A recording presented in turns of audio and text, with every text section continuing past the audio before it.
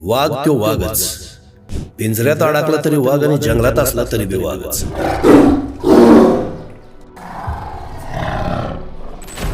लोक हत्ती घोडा आणि ऊंट विकत घेतात पैक देऊन.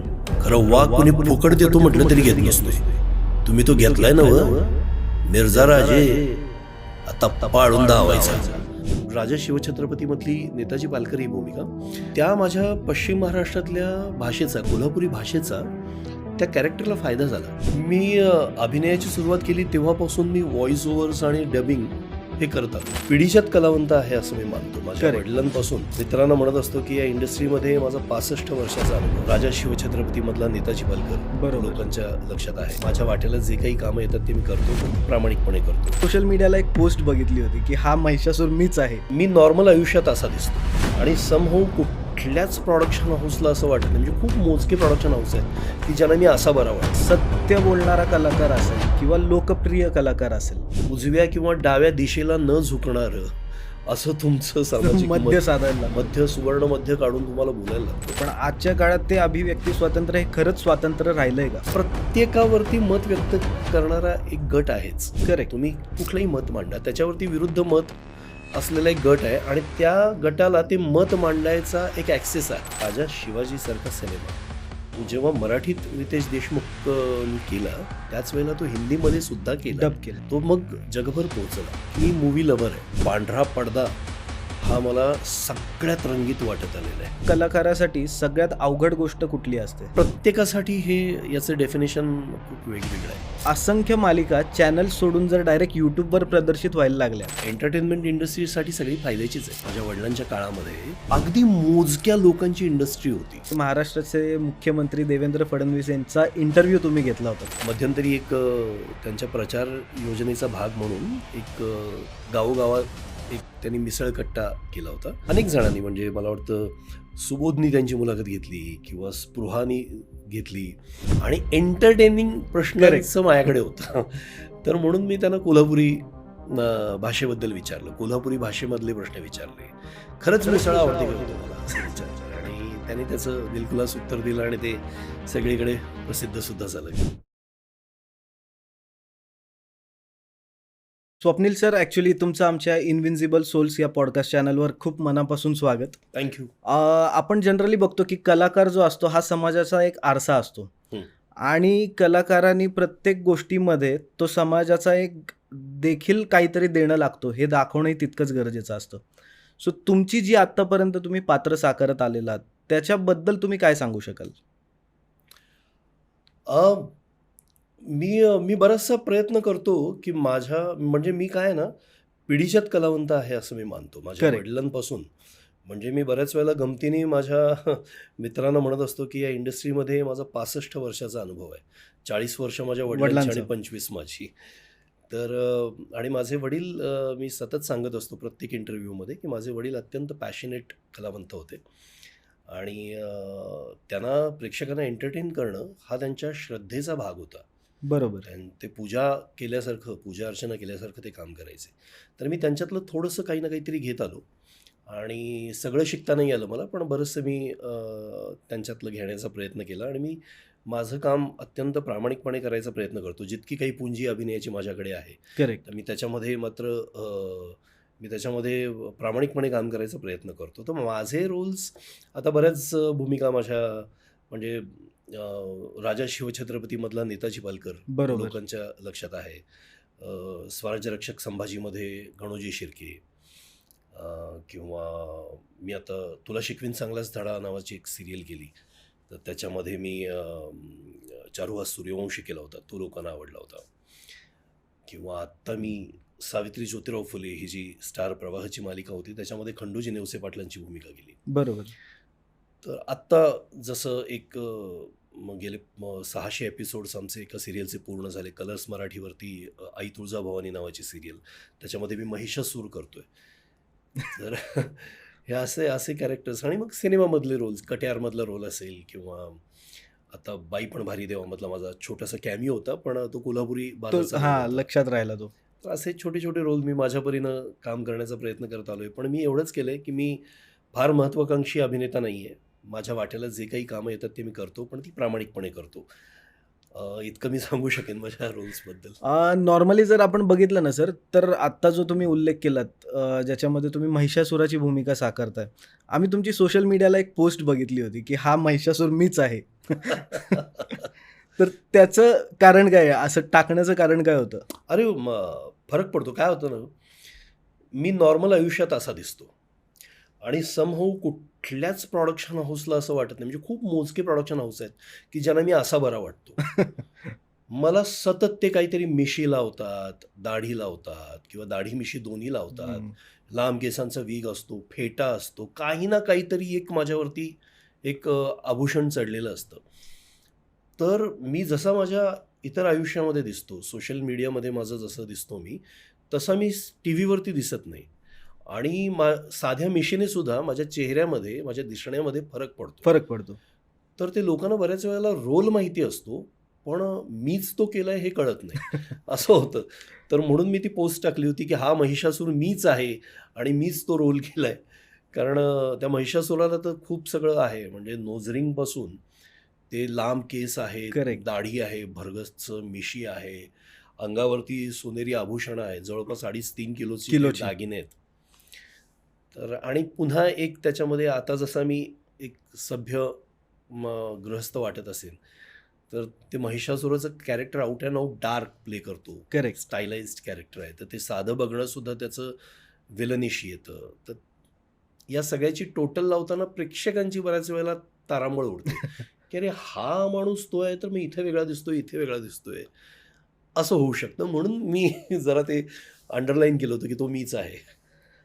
आजच्या काळात जर आपण बघायला गेलं, तर सत्य बोलणारा कलाकार असेल किंवा लोकप्रिय कलाकार असेल, ह्या दोन्हीची सांगड कशी घालता येते? सत्य बोलणं फार अफोर्डेबल नाही आहे, फ्रँकली स्पीकिंग अजिंक्य. तुम्ही प्रत्येक वेळेला खरं बोलून तुम्हाला चालत नाही. काही कलावंत असे आहेत, जे मनाला येईल ते बोलतात. त्यांच्या मनात जे काही उमटतं, ते त्यांच्या सोशल मीडियावरती किंवा त्यांच्या जाहीर रित्या बोलण्यामध्ये मांडतात ते. येतं. पण त्याच्यासाठी एक वेगळं धैर्य लागतं आणि माझ्या मते हे प्रत्येकाला अफोर्डेबल नाही आहे. मलाही अनेक गोष्टींवरती भाष्य करायचं असतं. पण मग मनात असा विचार येतो, की आता पूर्वीचे दिवस नाही आहेत.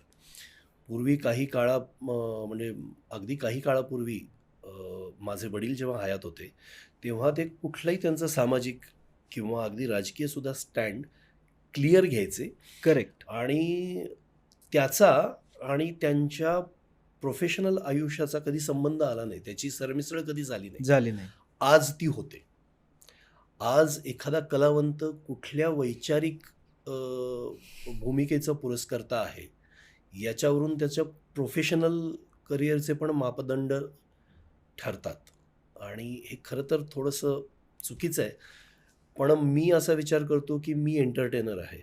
मी या इंडस्ट्रीमध्ये आलो माझे कलागुण दाखवायला. या व्यवसाय मी माझ्या स्वतःहून माझ्या आवडीने निवडलेला आहे. निवडलेला आहे. कुणी माझ्या मानेवरती तलवार ठेवलेली नव्हती. जर मी एंटरटेनमेंट इंडस्ट्रीमध्ये आलोय, तर मग मी एंटरटेन करेन आणि माझे माझे जे काही सामाजिक विचार आहेत, ते मी माझ्या सोशल मीडियावरती कधी-कधी माफक प्रमाणात मांडत असतो.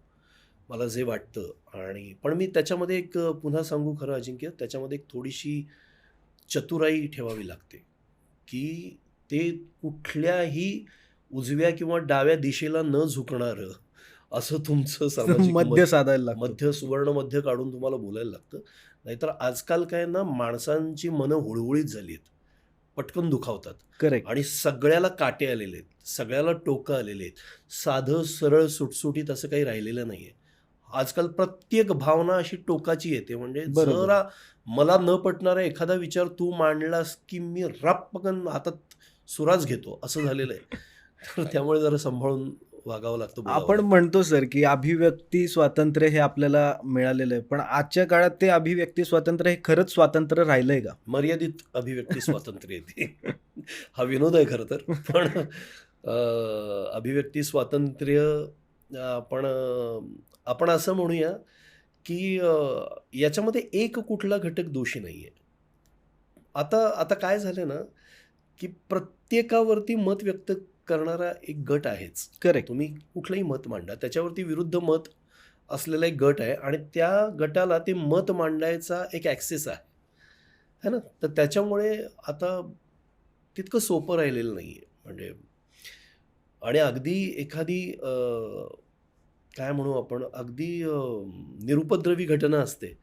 पण त्याच्यावर जरी तुम्ही तुमचं मत मांडायला गेलात, तरी सांगता येत नाही की कुठला वर्ग त्याचं काय घेईल आणि त्याच्यावरती काय रिॲक्शन रिॲक्ट करेल हे सांगता येत नाही.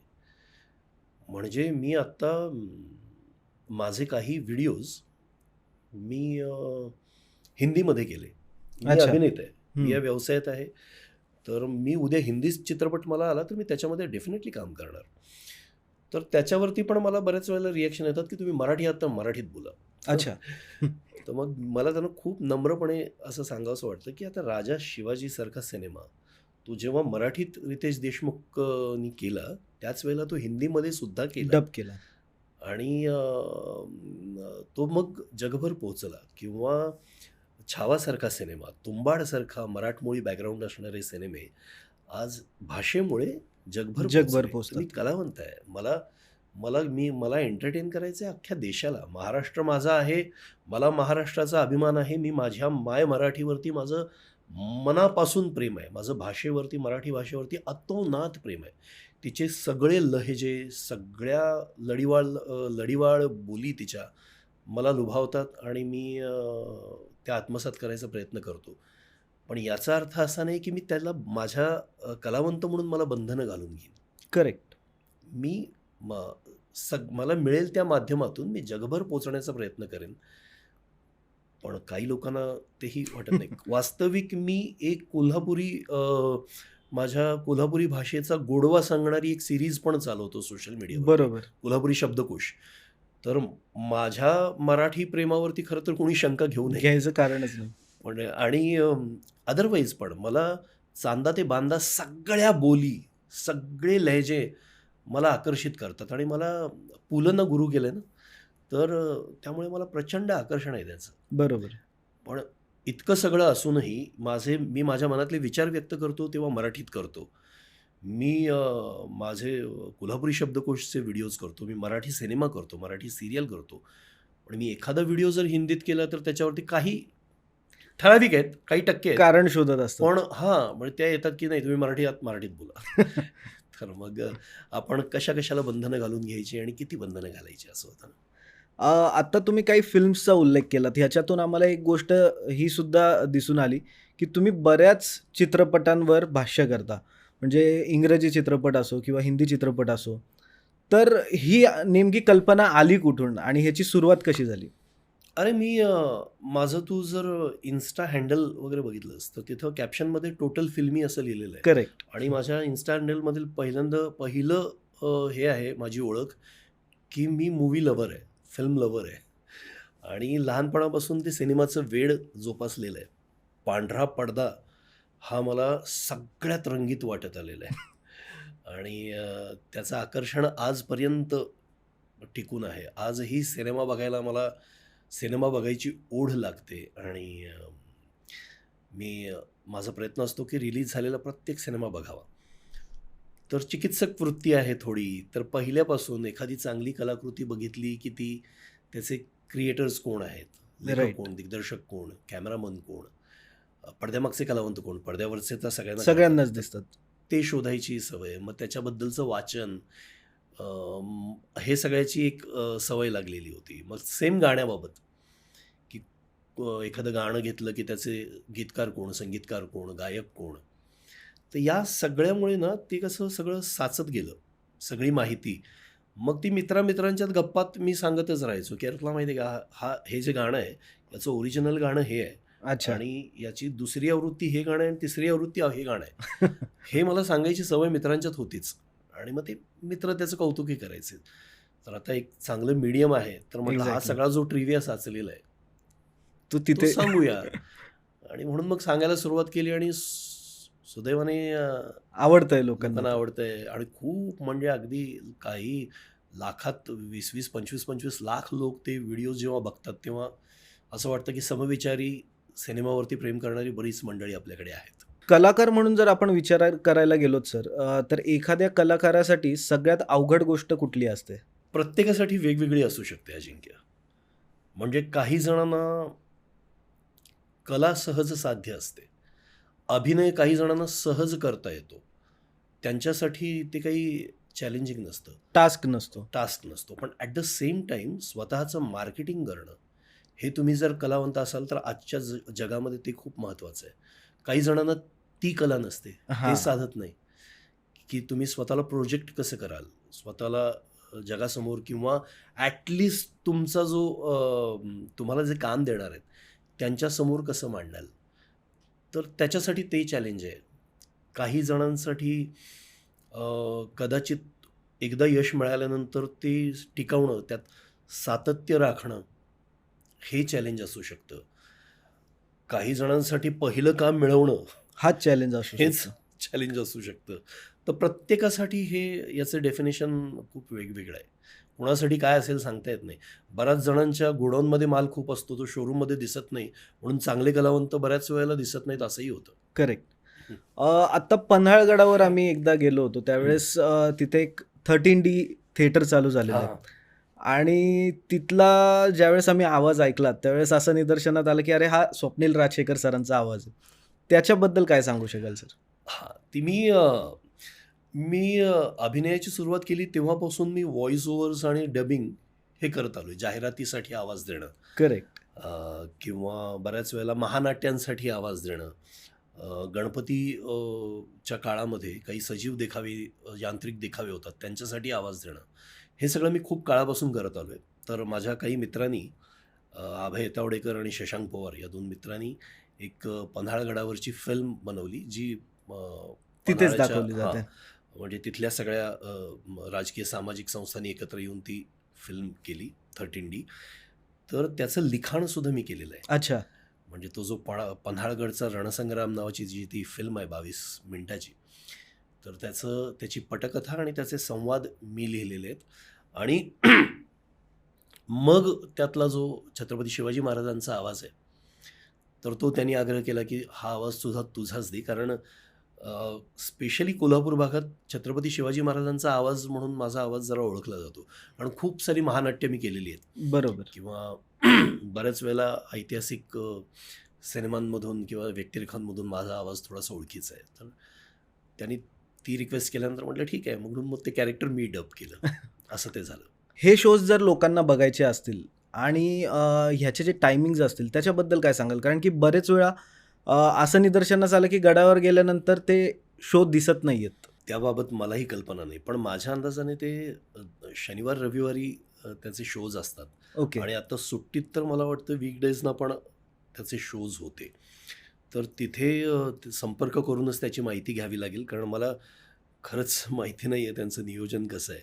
कारण ऑफकोर्स ते 13D एक शो चालवणं ही खर्चिक बाब आहे. तर करेक्ट. जितका प्रेक्षकांचा रिस्पॉन्स असेल तितके शोज त्याचे होणार असंही आहे. तर ते सुट्टीला किंवा वीकेंडला ते मोस्टली सुरू असेल. आपण आजच्या काळात बघतो सर, बरेच कलाकार हे सोशल मीडियाचा वापर करतात. काही कलाकार असे असतात जे सोशल मीडियावर ॲक्टिव्ह नसतात म्हणून कामं नसतात. ही गोष्ट खरी आहे? नाही, असं नाही आहे. हे बघ, माझा असा अनुभव आहे की तुमच्याकडे जर गुण असतील ना, कलागुण असतील, तर तुम्हाला शोधत तुमच्यापर्यंत लोक येतात. आणि असे अनेक कलावंत आहेत जे सोशल मीडियावरती ॲक्टिव्ह नाही आहेत, पण ते आज मोठ्या पडद्यावरती काम करत आहेत, किंवा टेलिव्हिजनला काम करत आहेत, किंवा वेबसिरीजला काम करत आहेत. तर मी असं नाही म्हणणार की तुम्ही सोशल मीडियावर ॲक्टिव्ह असाल तरच तुम्हाला काम मिळतं. हां, आता माझ्यासारखे जे काही मोजके आर्टिस्ट आहेत, ज्यांना असं वाटतं की सोशल मीडियासारखा एक प्लॅटफॉर्म हा लोकांशी कम्युनिकेट करण्याचा एक उत्तम मार्ग आहे. बरोबर. तर तिथे आपण असायला काही हरकत नाही. आणि मग त्या माध्यमातून असं होतं बऱ्याचदा की मी काही पोस्ट टाकतो. मी फेसबुकवरती खूप लिखाण करायचो आधी. मला त्यात लपलेला जो एक लेखक आहे, दबा हुआ लेखक, तर तो फेसबुकवरती खूप लिहायचो मी. अच्छा. तर मी ते सुरू केलं, किंवा मग मी आता हे जे रील्स वगैरे करायला, तर मला असं वाटतं की हे मला यंग ठेवतं. मला लोकांशी कम्युनिकेट करायला आवडतं, कनेक्ट करायला आवडतं आणि ती माझी एनर्जी आहे. काही वेळेला बऱ्याच जणांना त्याची गरज नाही वाटत. तर तो त्यांचा चॉईस आहे. पण तू असं जर म्हणशील, की मी सोशल मीडियावरती दिसतोय म्हणून मला कामं मिळतायत, तर तसं नाहीये. मी म्हणजे जस्ट हां. एक्सप्लेन करतोय, की मी सोशल मीडियावरती नव्हतो. 4 वर्षापूर्वीपर्यंत मी रील्स वगैरे करत नव्हतो. 3 वर्ष पण नाही, 2 वर्ष झाली असतील. तर त्याच्या आधी पण मी तितकीच कामं केलेली आहेत. बरोबर. आणि असं काही नाहीये, की सोशल मीडियावरती असालच तर तुम्हाला काम मिळेल. सर तुम्हाला असं कुठे वाटतं का, की आजची पिढी जी आहे, ती जर आपण बघायला गेलं तर ती माहितीने खूप समृद्ध झाली आहे. पण ती विचारांनी तितकी समृद्ध नाहीये? आ, मला असं नाही वाटत. मला असं वाटतं, की हे बघ, आजची जी पिढी आहे ना, ती मला खूप सॉर्टेड वाटते. खूप मला असं वाटतं, की माझ्या जनरेशनपर्यंत एक जो भाबडेपणा होता ना जगण्यातला, तो आता नाही आहे. आता याचे फायदे पण आहेत आणि तोटे तोटे पण पण आहेत. आहेत. पण आजच्या पिढीला, माझ्या पिढीला माहितीच नव्हतं, की आम्हाला काय गाठायचं आहे. खूप कमी लोक असे मुलं अशी होती, की ज्यांना परफेक्ट माहिती होतं, की हे माझं डेस्टिनेशन आहे. आम्ही असेच प्रवाहाबरोबर वाहत जायचे आमच्या एमलेस एमलेस जनरेशन. होतो आणि खूप रिकामा वेळ होता. आता तसं नाही आहे बघ. आत्ताच्या पिढीला माहिती आहे, की त्यांना काय अचीव्ह करायचं आहे आणि खूप लहानपणापासून त्यांचं ते टार्गेट त्यांना दिलं जातं किंवा ते स्वतःसाठी एक गोल ठरवतात आणि त्या दिशेने वाटचाल करतात. आणि कट द क्रॅप असं त्यांचं म्हणणं आहे असं मला वाटतं, की तू फार लांबडं मला काही सांगू नकोस. मला मुद्दा सांग, मला बाकीची माझी कामं आहेत. आणि ही विचारी नाही आहे असं तर मी अजिबातच म्हणणार नाही. हां, आता कसं आहे, की एक माझ्या जनरेशन किंवा माझ्या आधीच्या जनरेशनला एक गळा काढायची एक सवय लागलेली आहे, की अरे आमच्या वेळेला होतं तसं या वेळेला बरोबर. होतं. तर काही गोष्टी आमच्या वेळच्या मिसिंग आहेत हे डेफिनेटली. आम्ही ज्या पद्धतीनं माझ्या पिढीपर्यंत आम्ही 90s पर्यंत आम्ही जो दंगा घातलाय, आम्ही ज्या पद्धतीनं रस्त्यावरती चिखला-मातीत खेळलोय, आम्ही जसं गल्ली बोळातनं फिरलोय, आम्ही ज्या पद्धतीनं हायजीन-बिजीनचा विचार न न करता करता. आम्ही जसं फ्री आयुष्य जगलोय, मोकळं ढाकळेपणे आम्ही जसं वावरलोय जगात, तसं आत्ताची जनरेशन वावरत नाही. काळ बदलतोय. कालाय तस्मै नमा. आता माझ्या जनरेशनपर्यंत आपण असं म्हणूया, की इम्युनिटी चांगली होती सगळ्यांचीच. बरोबर. आता ते बदलत चाललंय. आता मलाही मी जर स्ट्रीट फूड खाल्लं तर मला पटकन ते जात नाही, पचत नाही. तर हा काळाचा परिणाम आहे. जेव्हा आपण बघतो, की एखादा समजूतदार कलाकार असतो आणि एखाद्या वादग्रस्त विधानावर चर्चा करणं, हे त्यांनी तटस्थ राहणं निवडावं, की त्याच्यावर भूमिका मांडावी? प्रत्येकाचं चॉईस आहे. मी पहिल्या तुझ्या प्रश्नाच्या उत्तरात म्हणालो तसं. काही जणं एखादं स्टेटमेंट करून किंवा एखाद्या विषयावरती ठामपणे मत मांडून त्याचे कॉन्सिक्वेन्सेस जे आहेत, त्याचे सगळे परिणाम हे भोगायची तयारी ठेवतात. ते भिडतात आणि त्याचे सगळेच सर्वांगीण परिणाम त्यांना भोगावे लागतात. त्याची त्यांना तयारी असते. काही जणं मध्यम मार्ग निवडतात. काही विषयावरती बोलतील, काही विषयावरती बोलणार नाहीत. काही जणं असं करतील, की नकोच काही, आपलं बोलायलाच काम नको. भलं आणि आपण भलं, आपण तोंडच उघडायला नको. असं काही जणं करतील. मी यातला मध्यम मार्ग निवडतो स्वतःपुरतं सांगायचं तर. मला असं वाटतं, की माझी राजकीय मतं प्रत्येकाला असतात. प्रत्येकाचं एक कुठलीतरी राजकीय विचारसरणी तुम्हाला स स तुमच्या सामाजिक जीवनामध्ये निवडावी लागते किंवा निवडावी लागते म्हणण्यापेक्षा एका कुठल्यातरी सामाजिक राजकीय विचारसरणीला तुम्हाला सामोरं जावं लागतं. तर तसं माझंही एक मत आहे. पण मला असं वाटतं, की त्यासाठी मतदान हा एक उत्तम उपाय आहे. तर मी मतदान चुकवत नाही. मी मतपेटीतून माझं मत देतो. पण उठसूट काहीतरी राजकीय भाष्य करणं मला योग्य वाटत नाही. सो मी ती दोन्ही बाजूंचा विचार करून माझी मतं मांडतो. आणि सुदैवाने आत्तापर्यंत असं नाही झालेलं देवकृपेने, की मला फार काही कुठल्या माझ्या मतावरून मला ट्रोलिंग झालंय. Right, right. असं शक्यतो होत नाही. देवाची कृपा आहे. सर आम्ही बघितलं तर तुम्ही आत्तापर्यंत असंख्य ऐतिहासिक पात्र साकारलेली आहेत. ऐतिहासिक पात्र साकारताना किंवा ती लिहिताना लेखकांनी म्हणा किंवा त्या ॲक्टरनी म्हणा, अ, एंटरटेनमेंट हा सुद्धा विचार डोक्यात ठेवून भूमिका कशा पद्धतीने मांडली गेली पाहिजे ती, आणि यातलं ज्याला आपण बरंच सिनेमॅटिक लिबर्टी जे म्हणतो. सिनेमॅटिक लिबर्टी ही आर्टिस्ट म्हणजे ॲक्टरनी घेण्याचा भाग नाही आहे, ती रायटर डिरेक्टरनी किंवा प्रोडक्शन हाऊसनी घेण्याचं पार्ट आहे. कारण ॲक्टर कधीच कॉन्टेंट ठरवत नाही. करेक्ट. ॲक्टर ते जे काही या सगळ्या मेकर्सनी क्रिएटर्सनी केलं आहे ते फक्त प्रेझेंट करण्याचं काम करतो. आणि त्यामुळे त्याच्या हातात तसं काही फारसं नसतं. पण मी फक्त अभिनेत्याच्या पॉईंट ऑफ व्ह्यूनी सांगतोय तुला की आता माझ्या समोर जे काही संवाद येतील, जे काही त्या पात्राचा प्रवास पटकथेमधून माझ्यासाठी लिहिलेला असेल, एकदा ते मी काम स्वीकारले म्हटल्यानंतर मला त्याला ते करणं आणि प्रामाणिकपणे करणं भाग आहे. लिबर्टी बाबतीत म्हणशील तर माझं असं मत आहे की मूळ विचार जो आहे त्यातला तो टिकून राहिला पाहिजे. तो म्हणजे तो प्रामुख्याने पुढे आला पाहिजे. आणि मग काही प्रमाणात तुम्हाला लिबर्टी घेता येते. आणि पण ती म्हणजे लिबर्टी कशासाठी आणि कशाची आणि कितपत याचं एक भान असणं गरजेचं आहे. म्हणजे जसं मी आता उदाहरण देईन की राजा शिवछत्रपतीमधली नेताजी पालकर ही भूमिका, तर नेताजी पालकर रायगड जिल्ह्यातले होते, बरोबर. चौक गावातले होते. त्याच्यासाठी मी जी भाषा बोललो ती पश्चिम महाराष्ट्रातली होती, कोल्हापूर, स्पेशली कोल्हापूरची ग्रामीण भाषा होती.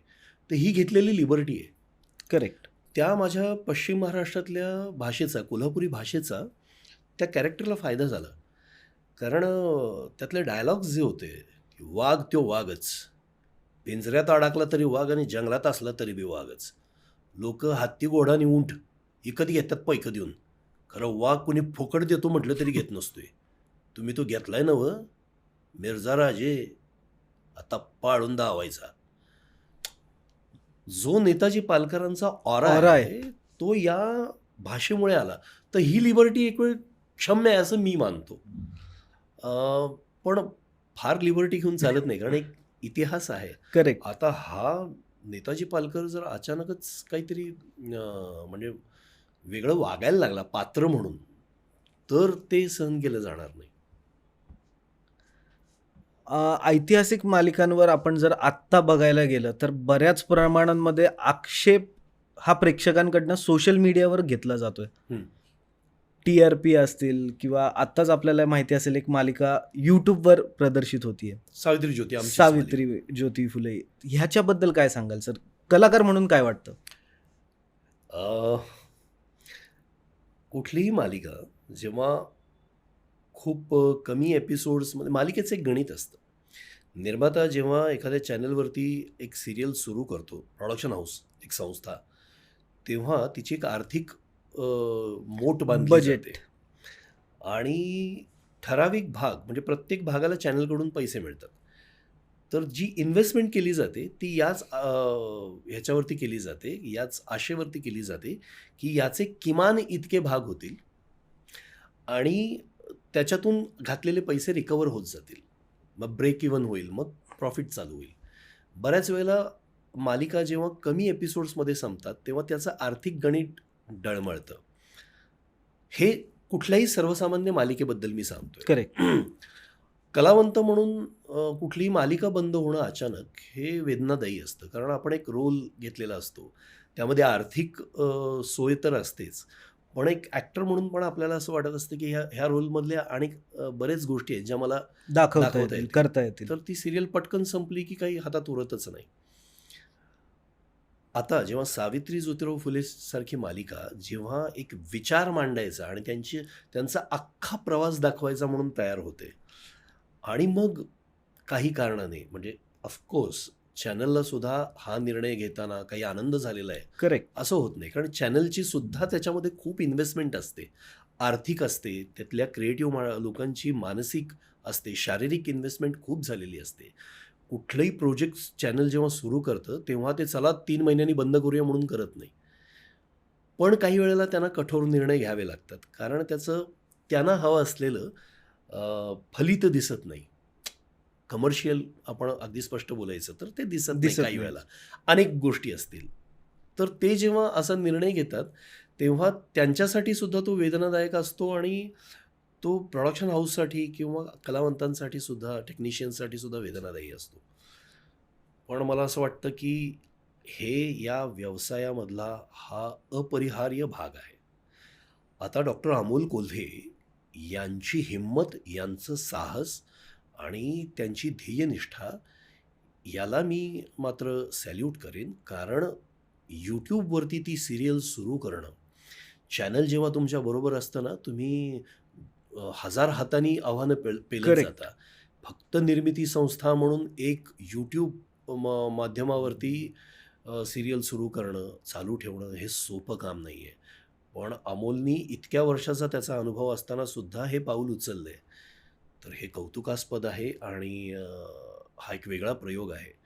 हा नक्की यशस्वी होईल आणि तो जर यशस्वी झाला तर एक नवीन पायंडा पडेल ट्रेंड त्याने. सेट होऊन जाईल. आणि मी ऑफकोर्स मला अमोलकडून विचारण्यात आलं, की "तू याच्यामध्ये YouTubeसाठी आहेस का सोबत?" तर मी सांगितलं, "डेफिनेटली आहे."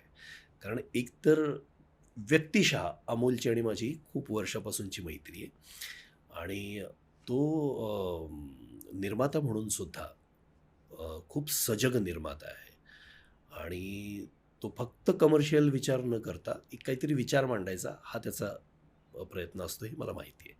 सो आता ती सावित्री ज्योतिराव फुले जेव्हा YouTubeवरती येते तेव्हा त्याच्यामध्येही मी असणार आहे. मालिका ही YouTubeवर प्रदर्शित करणं मुळात हे ज्यावेळेस आम्ही ऐकलं हं, त्यावेळेसच तो निर्णय किती धाडसी असेल हे आम्हाला जाणवलं. हं.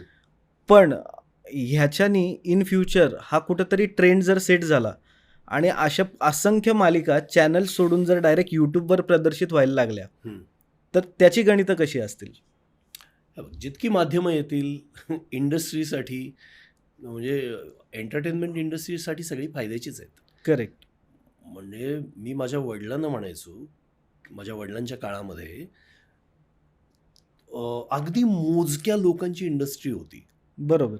सिनेमा, नाटक आणि एखादी दूरदर्शन मालिका, एखादी दूरदर्शन मालिका.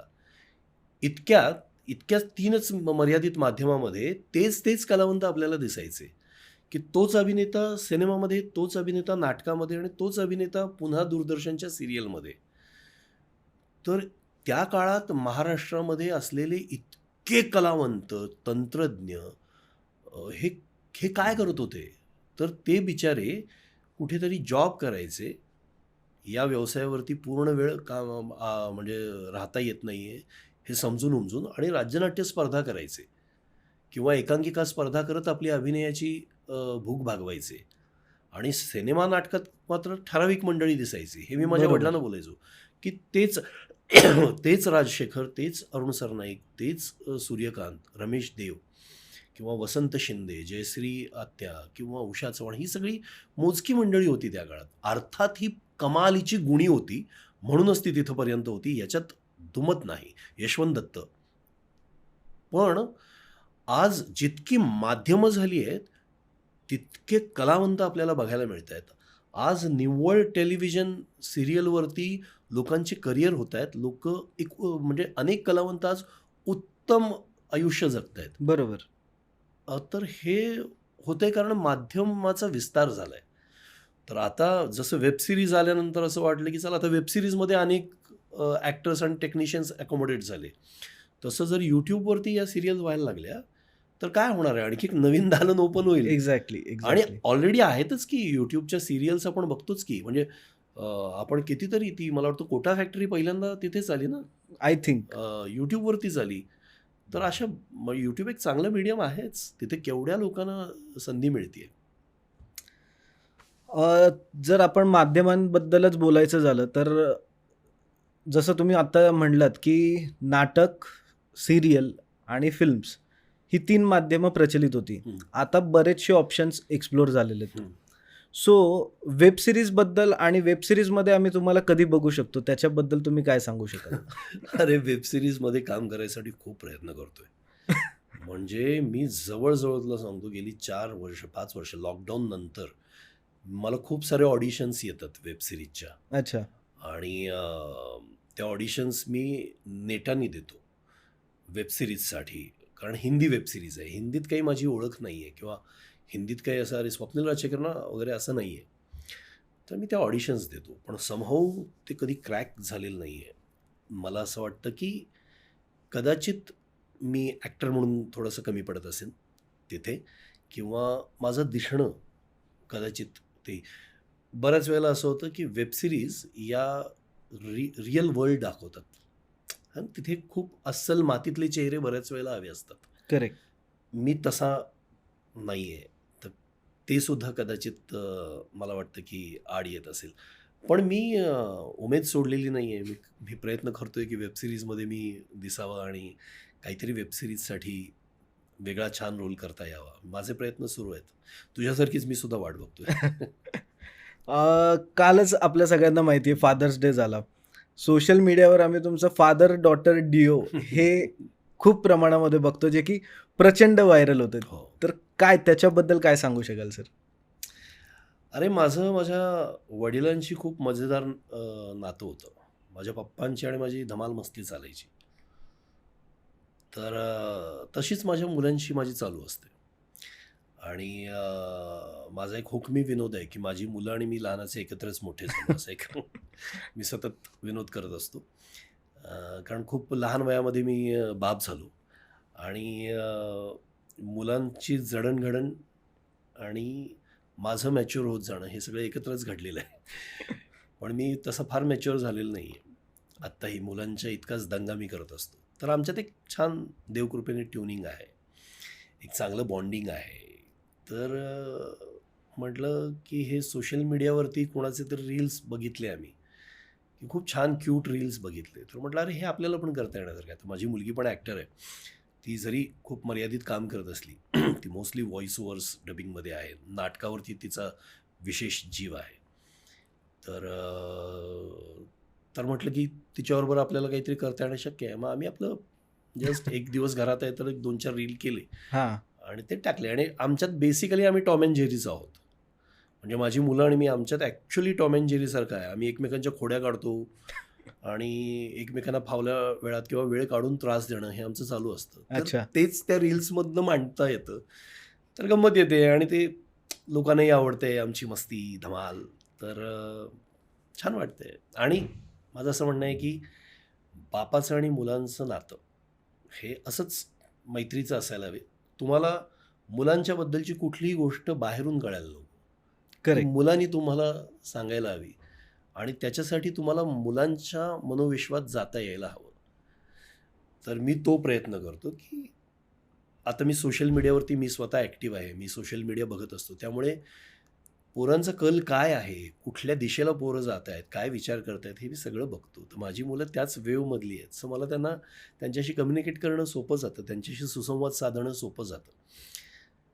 तर ती केमिस्ट्री आम्ही त्या रील्समधनं आणायचा प्रयत्न करतोय. ज्यावेळेस आम्ही असं डिक्लेअर केलं की स्वप्नील राजशेखर सर आपल्या शोवर येत आहेत, त्यावेळेस प्रेक्षकांकडनं काही प्रश्न आम्हाला आले होते. हो. त्यातला एक सगळ्यात महत्त्वाचा प्रश्न असा होता की सांगली असो, सातारा असो, कोल्हापूर असो, ह्या भागातले जे काही नवोदित कलाकार आहेत, हं. त्यांनी इंडस्ट्रीमध्ये येण्यासाठी काय करावं? हे तुम्ही सरांना विचारा. अरे मी सतत सांगत असतो की पहिली गोष्ट म्हणजे आज सगळ्यात सोपी गोष्ट तुमच्याकडे काय आहे? तर तुमच्या हातात मोबाईल आहे. तुम्हाला सगळी माहिती, सगळं ज्ञान तुमच्याकडे एका क्लिकवरती उपलब्ध आहे. तर उत्तमातल्या उत्तम कलाकृती बघा. सिनेमा असो, नाटक असो, घडून गेलेलं जे बेस्ट आहे ते सगळं पहिली गोष्ट बघायला हवं. दुसरी गोष्ट तुमच्या हातात अगेन कॅमेरा आहे. तुम्हाला करेक्ट. कोणीच थांबवत नाही आहे. तुमच्यातला जो सुप्त कलावंत आहे तो दिसू द्या त्या सोशल मीडियावरच्या रीलमध्ये. बरेच जण रीलवाल्यांना नावं ठेवतात की काय रील करतात पोरं वगैरे. मला अजिबात असं नाही वाटत. मला असं वाटतं की रील करणारी पोरं काही ना काहीतरी प्रॉडक्टिव्ह करतात. त्यांचा वेळ कुठेतरी चांगल्या काहीतरी कलाकृती घडवण्यामध्ये घालतात. काही वेळेला ते थोडंसं त्याचा दर्जा घसरत असेल, घसरत पण ते असतो. हळूहळू येतील त्या मार्गावरती. त्यांचा मार्ग करेक्ट आहे. तर नवोदित कलावंतांनी हे करायला हवं. तुमच्याकडं आहे कॅमेरा तुमच्या मोबाईलमध्ये, एखादी शॉर्ट फिल्म शूट करा, एखादा मोनोलॉग शूट करा. काही अत्यंत उत्तम आणि गुणी पोरं तुला सोशल मीडियावरती सापडतील, इन्स्टावरती, बरोबर. जी त्यांचा कॉन्टेंट क्रिएट करतात आणि एक्सलंट काम करतायत. तर यासारख्या अनेक, म्हणजे सांगली, कोल्हापूर, सातारा असं नव्हे, कुठल्याही पोरांनी आता थांबायचे आणि मला कोणतरी ब्रेक देईल म्हणून वाट बघायची दिवस गरज नाहीयेत. नाही. तुम्ही स्वतःला एक्सप्लोअर करा. तुमच्याकडे टॅलेंट असेल तर ते दिसेल आणि लोक शोधत येतीलच तुम्हाला. बाकी मग आता ऑडिशन तुम्हाला घर बसल्या देता येते. आता तर तुम्हाला वॉक इन ऑडिशन्स सुद्धा नाही आहेत. हो. घरी बसून तुम्हाला सेल्फ टेस्ट पाठवता येते. त्या पाठवत राहा. तुमचा PR वाढवा. जे तुमच्या गोडाऊनमध्ये आहे ते शोरूममध्ये दिसू द्या. असं मी सगळ्यांनाच सांगेन. ज्यावेळेस आपण नवोदित कलाकारांबद्दल बोलतो सर, त्यावेळेस एक गोष्ट प्रामाणिकपणे जाणवते, ती म्हणजे ह्या इंडस्ट्रीमध्ये माणूस नकळतपणे का होईना स्वतःशीच खोटं बोलायला सुरू करतो. ओके. ते जे स्वतःशी खोटं बोलणं सुरू केलेलं असतं, हे कुठल्या लेवलपर्यंत एक्सटेंड केलं पाहिजे? स्वतःशी खोटं बोलणं म्हणजे तू कुठल्या अर्थी म्हणतोस? थोडक्यात सांगायचं तर बरेच जण त्यांचं पूर्ण आयुष्य ह्या क्षेत्रासाठी घालवतात हम्म. आणि एक वेळ अशी येते की ज्यावेळेस त्यांना कुठंच काही होत नाही, तरी ते त्याच गोष्टीवर स्टिक राहतात आणि त्यांचं करिअर पूर्णपणे संपतं. या माध्यमाचं आकर्षण खूप आहे. करेक्ट. कुणाला वाटत नाही की आपण मोठ्या पडद्यावरती, छोट्या पडद्यावरती, वेबसिरीजमध्ये आणि अगदी रीलमध्ये सुद्धा दिसावं, झळकावं. तर हे प्रत्येकाला वाटत असतं आणि ते आपल्याकडे असे काही अभिनेते, इतके छान अभिनेते होऊन गेलेत की ते खूप सहजसुद्धा करून ठेवतात. इरफान खान ज्या पद्धतीनं एखाद्या रोलला अप्रोच करतो, असं वाटतं की अरे किती इझी आहे, किती सहज करतोय. पण ते गाठणं किती अवघड आहे. तो क्लास आहे. एक्झॅक्टली. तो एक्सलन्स गाठणं हे सोपं नसतं आणि तो एक ज्याला आपण म्हणतो ना की एक मृगजळ तयार होतं. ते सोपं वाटल्यामुळे बरेच जण याच्याकडे येतात आणि एकदा अभिनेता व्हायला निघालेला माणूस, त्याला लगेच परतीची वाट नसते. कारण त्यानं 10 लोकांना सांगितलेलं असतं बरोबर. की मी ॲक्टर व्हायला चाललोय, मी TV स्टार व्हायला चाललोय, मी सिनेमात झळकायला चाललोय, मी नाटकात काम करायला चाललोय. तर तू जे म्हणतोयस ते त्याचं उत्तर तिथे येतं की मग त्यामुळे तो हळूहळू तिथे जर अपेक्षित यश मिळालं नाही किंवा त्याला जर जास्त वेळ लागला, स्कोप नाही मिळाला. हां, किंवा वेळ लागला, तर असं होतं की अरे मग तो स्वतःशी तू म्हणतोयस तसं खोटं बोलायला लागतो की नाही नाही आहे, अजून माझ्यात आहे. तर ते आहे की नाही हे ओळखण्याची जी टेस्ट आहे ना, ती प्रत्येकाने लवकर करायला हवी. सेल्फ टेस्ट म्हणू शकतो. सेल्फ टेस्ट म्हणतो मी. आणि मला जे वाटतंय त्याच्यामध्ये हाऊस किती आहे आणि माझ्यात कलागुण किती आहेत. तर आपले नवाजभाई, त्यांचा सुद्धा स्ट्रगल, नवाजुद्दीनचं स्ट्रगल खूप वर्षांचं स्ट्रगल आहे रे.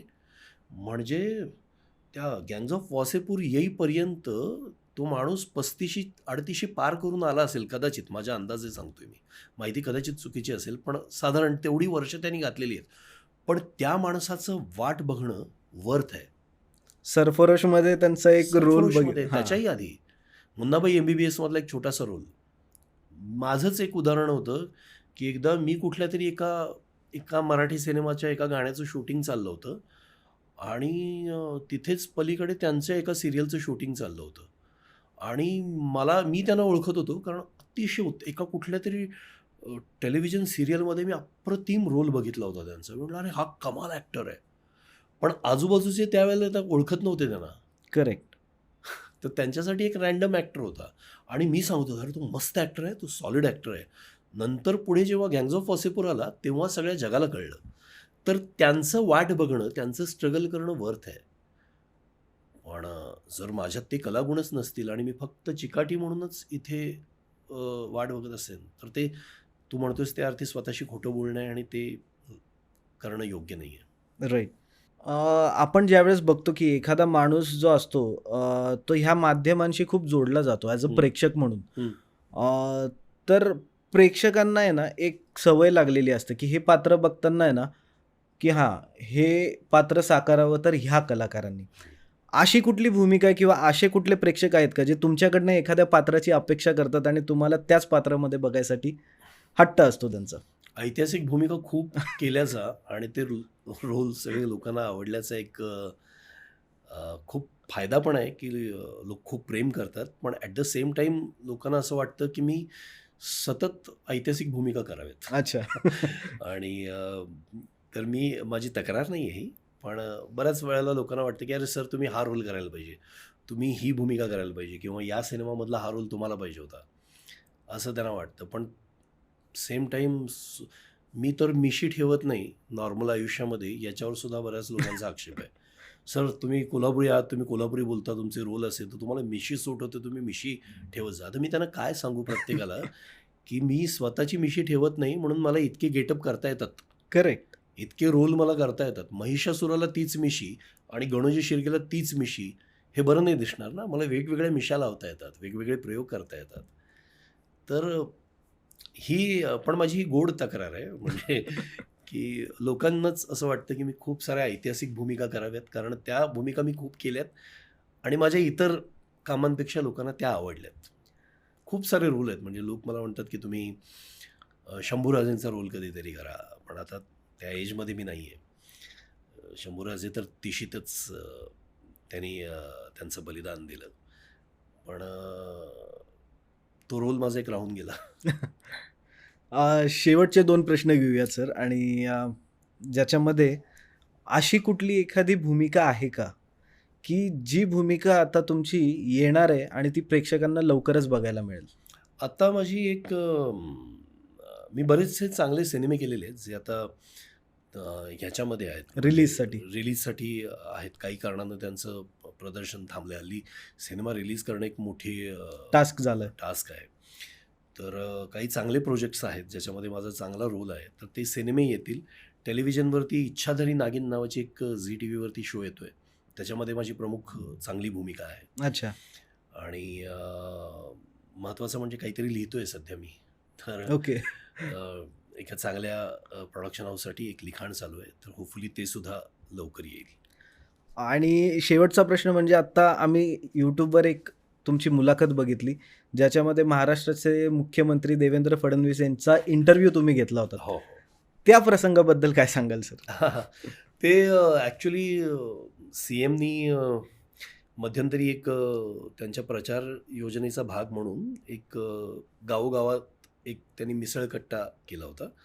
तर अनेक जणांनी, म्हणजे मला वाटतं सुबोधनी त्यांची मुलाखत घेतली किंवा स्पृहानी घेतली, असं बऱ्याच जणांनी त्यांचा इंटरव्ह्यू केला. तर ते कोल्हापूरचं जेव्हा कोल्हापूरचा. आलं, तर तेव्हा त्याच्यात मला त्यांच्याकडून विचारणा झाली. म्हणजे कोल्हापूरचे जे आमचे खासदार आहेत त्यांच्याकडून मला मुन्ना महाडिक त्यांच्याकडून मला विचारणा झाली.